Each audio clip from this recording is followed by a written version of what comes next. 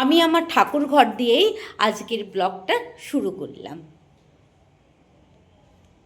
সাধারণত কলকাতার বাইরে থাকলে এই কলকাতার এই যে ছোট ছোট মাছগুলো দেখে আর কিছুতেই লোভ সামলানো যায় না।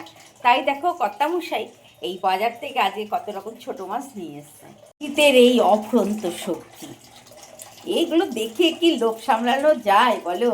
ধনিয়া পাতাগুলো দেখো, মনে হচ্ছে কি সদ্য যেন মাঠের জমির থেকে তুলে আনলো। এই মাছগুলো রান্না করার জন্য এই মাছগুলো কিন্তু খুব পরিষ্কার করে ধুয়ে নিতে হবে। এর ভেতরে কিন্তু অনেক ছোটো ছোটো নোংরা থাকে।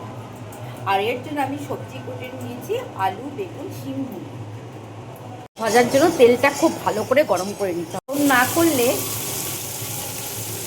তেলে যদি খুব ভালো করে গরম না করা হয়, মাছগুলো এত ছোট, মাছগুলো একদম পুরো ঘন্ট হয়ে যাবে। এগুলো ভাজাও হয়ে গেল। আর এই তেলের ভেতরে আমি কালো জিরে ফোড়ন দিলাম।